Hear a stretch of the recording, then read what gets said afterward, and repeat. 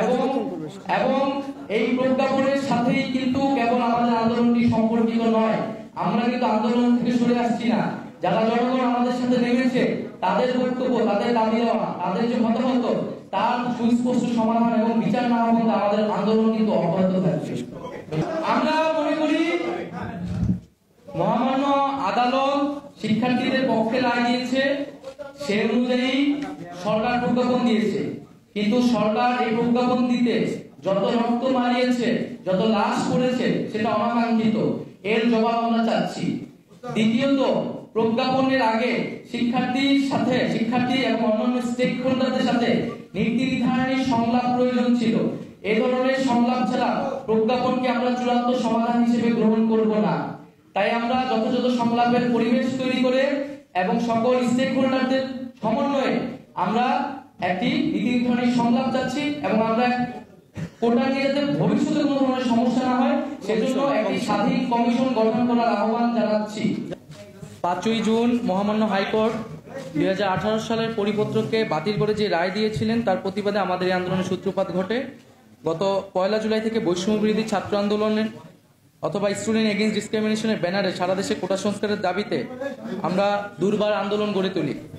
আমাদের উদ্দেশ্য ছিল কোটা সংস্কারের মাধ্যমে দুর্নীতিমুক্ত মেধাভিত্তিক একটি নিরপেক্ষ আমলাতন্ত্র গঠন করা, যা একটি সমৃদ্ধ বাংলাদেশ গড়ে তুলতে সহায়ক হবে।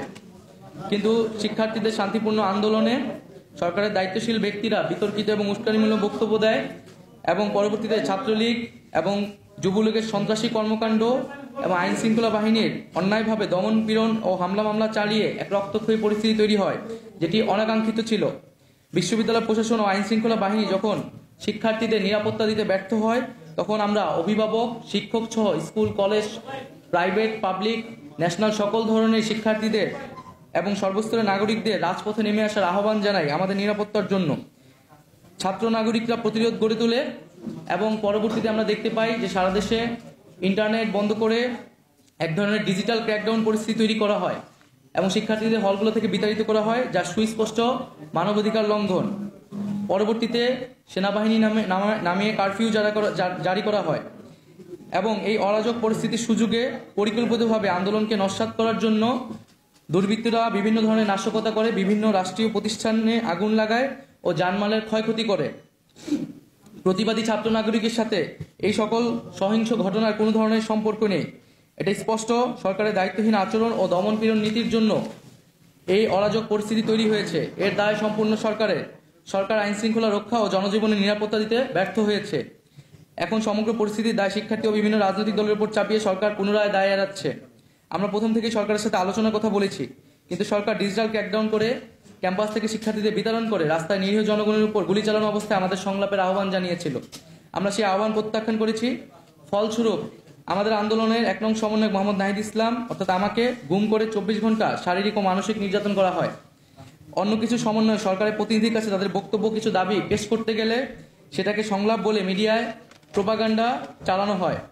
গুম, গ্রেফতার, প্রোপাগান্ডা, ডিজিটাল ক্র্যাকডাউন, কারফিউ, রাষ্ট্রযন্ত্রের সকল শক্তিকে ব্যবহার করে সরকার বৈষম্য বিরোধী ছাত্র আন্দোলন ও প্রতিবাদী ছাত্র নাগরিককে ছত্রভঙ্গ করে দেওয়ার চেষ্টা করেছে, করে এখন কোটা সংস্কারের প্রজ্ঞাপন দিয়েছে। রক্ত ও লাশের উপর দাঁড়িয়ে এই প্রজ্ঞাপন শিক্ষার্থী ও নাগরিকদের প্রতি নির্মমতার আরেকটি ইতিহাস হয়ে থাকলো। কোটা সংস্কার ছিল একটি অরাজনৈতিক ও শিক্ষার্থীদের স্বার্থের আন্দোলন। সরকার এটিকে প্রথম থেকে রাজনৈতিকভাবে মোকাবেলা করতে চেয়েছিল। সরকার বিরোধী, মুক্তিযুদ্ধ বিরোধী, রাজাকারের সন্তান নানা ট্যাগ দিয়ে স্বতঃস্ফূর্ত আন্দোলনকে নস্যাৎ করার চেষ্টা করা হয়েছিল। এত কিছুর পরেও আমরা মনে করি মহামান্য সুপ্রিম কোর্ট শিক্ষার্থীদের পক্ষে কথা বলেছেন। সে অনুযায়ী সরকার প্রজ্ঞাপন দিয়েছে। কিন্তু আমরা সুস্পষ্টভাবে বলতে চাই, কোটা ব্যবস্থার অন্যতম প্রধান স্টেক হোল্ডার হচ্ছে আন্দোলনরত শিক্ষার্থীরা এবং পাশাপাশি অন্যান্য কোটা যারা প্রায়, তারাও এই কোটা ব্যবস্থার একটি স্টেক হোল্ডার এক একজন। সেই স্টেক হোল্ডারদের সাথে আলোচনা সংলাপ ব্যতীত এই ধরনের প্রজ্ঞাপন সমুচীন নয়।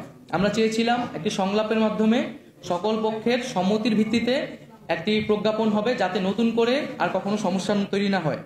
সংলাপের যথাযথ পরিবেশ তৈরি করে শিক্ষার্থীদের অংশগ্রহণ নিশ্চিত করে কোটা সমস্যার চূড়ান্ত সমাধান আমরা চাই। আমরা সংবিধান অনুযায়ী অনগ্রসর জনগোষ্ঠীর জন্য কোটা ব্যবস্থার কথা বলেছিলাম।